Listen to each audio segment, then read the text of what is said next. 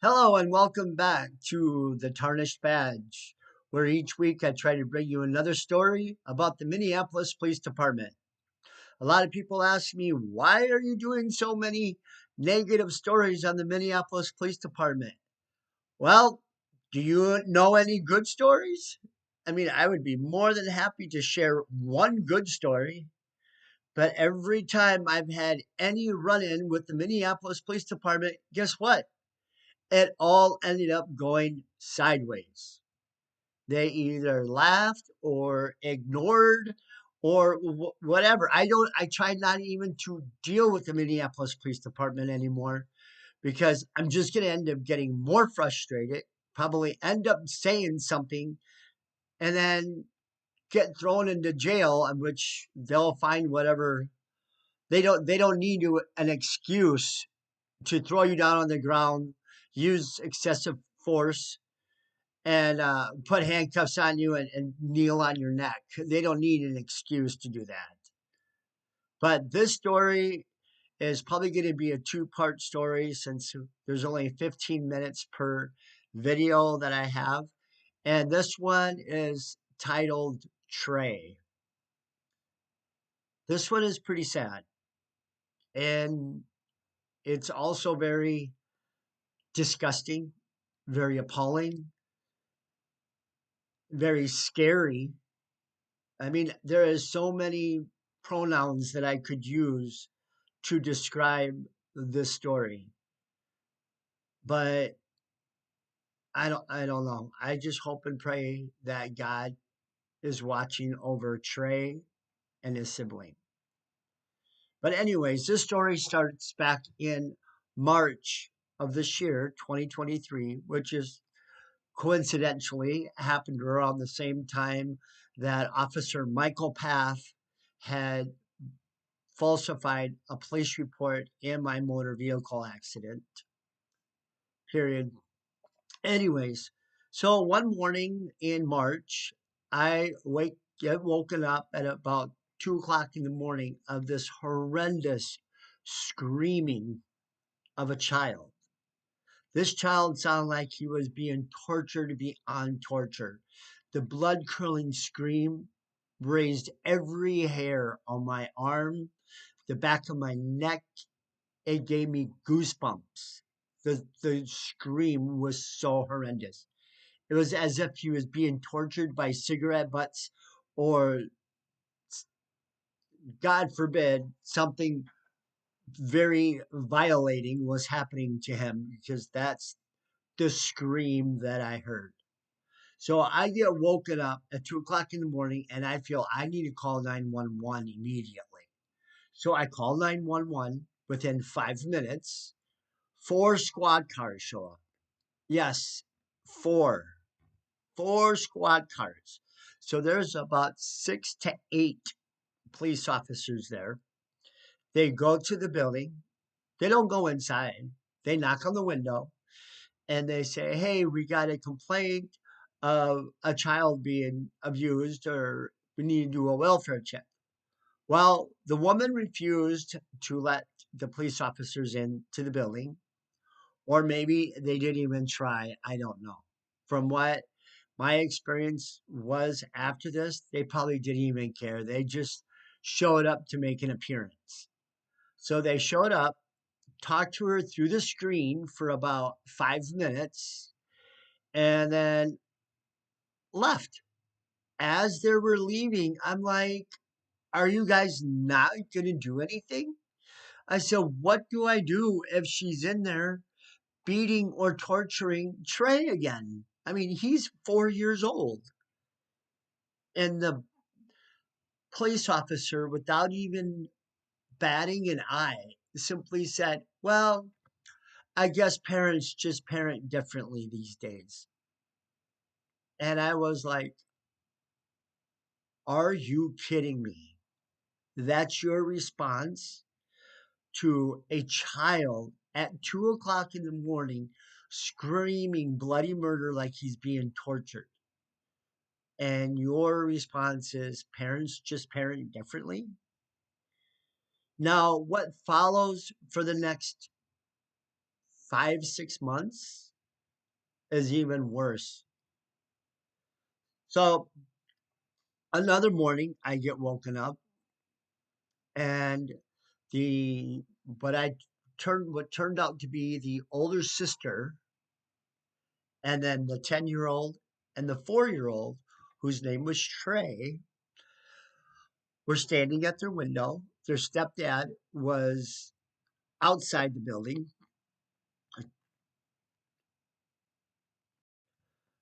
trying to get in. And without skipping a beat, the 4-year-old Trey yelled at his stepdad, who, by the way, is Cuban, is not even black. Now, Trey and his family, they are black. Maybe that's why the police department didn't care. Hey, one less black kid that has to get raised up in this system that we have to go after. Hey, what do we care? You know, at least maybe he'll be in jail before he gets too old for us to deal with, or worse. But, anyways, Trey starts yelling at his stepfather, and I'm not racist or anything, but he said verbatim, "You fucking N word, get the fuck away from my window. And if your fucking N word comes by here again, we're going to kill your fucking N word ass." That was the 4-year-old. And the stepfather was like, "Excuse me? What did you just say to me?"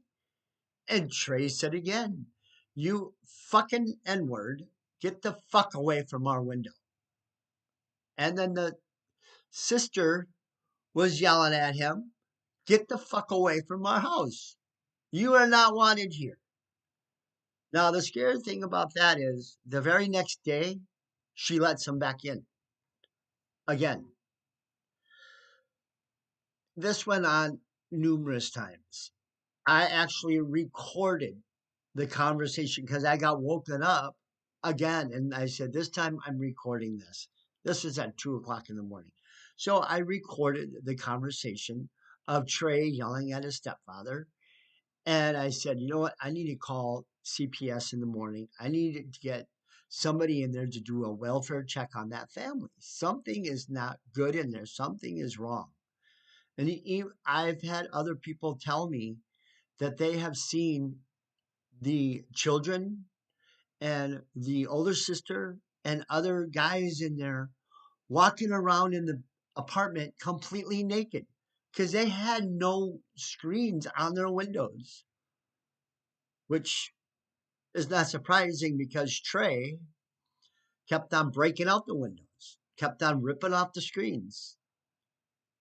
I one day sat there and viewed my video cameras to see what was going on because my downstairs neighbor said, "Hey, somebody is throwing stuff at the house. They're out there right now throwing stuff." So I go downstairs, and what do I see? I see cans of soup, a butcher knife, steak knives, rocks, toys, all thrown at my house, damaging my front door. It's metal and it was chipping off the paint. They threw broken glass all over my yard. I mean, it was getting to the point, it was getting ridiculous. So I called Metro, called 911 like a fool. And I said, listen, I've got neighbors here, a 4-year-old and a 10-year-old, and they're vandalizing my house. So the police come out and I show them the pile of stuff that I had just picked up and that was coming from the kids. Well, they didn't do anything. They didn't even go next door and talk to the parents. All they're going to do is just, oh, it's not mine. I don't know where it came from. So then they tell me, get a security camera. So I'm like, okay. So I went to the store and I got a security camera that was pointed at the front door. And lo and behold, about a week later, I get more stuff thrown at the house. So this time, I look at the video cameras, and lo and behold, there is Trey, 4 years old, standing on a 2-inch ledge on the outside of the building, completely stark naked. Completely naked, not a strip of clothes on. And he's standing there throwing stuff at my house. His brother is hanging out of the window and throwing stuff at my house. So once again, I call 911. I'm like, listen, you guys have got to do something about this. Now I've got a video. Now I've got proof of what they are doing. Can you please do something about this? It is not stopping. They said, well, we're going to have to go and talk to the parents. So they go and talk to the next door neighbor, whoever the parent was, I don't know. She said she was a social worker and that these were not her kids doing this nonsense, even though they're on video. And so the police officer came back and I'm like, can you please look at the video? I have it right here on my camera showing Trey, 4 years old, completely naked, standing on the ledge of his apartment window on the outside, throwing stuff at my house. He said, no, we're going to look at it. We don't care. Well, the problem why the police officers did not want to look at the video is because they are mandatory reporters. That means if they see something, they have to take action. They have to report it. They have to get CPS involved, which is Child Protection Services, which later in the story is going to be even more shocking. It's going to piss you off even more. Anyways, and so the police officer basically laughed at me. He said, well, if he keeps throwing it back into your yard, just throw it back at him. I'm like, are you kidding me? This is a 4-year-old and a 7-year-old who are in the house alone during the day, climbing out of their window completely naked, running around the building, trying to get back in the building. And you guys think that that's okay. That you just want me to throw the the stuff from my yard back into their yard. Are you kidding me? I said, you need to get your supervisor down here because this is not going away. Well, he refused. He said, nope, I'm not going to. In fact, he started laughing at me like I was some hysterical twit that didn't have a right to be upset because these children who had no supervision were damaging my house. And all the police could do was laugh. So I called 911 again. I tell them I need a supervisor down here to handle this. What did the officer do who was there? He went into his car, called his supervisor, and said, don't bother coming. He probably told him I was just some old hysterical fag going crazy, just throwing nonsense. And then they left. Before he left, he told me, if you want to talk to her, you have to call her. So I called, and what happened is in the next video. Please stand by.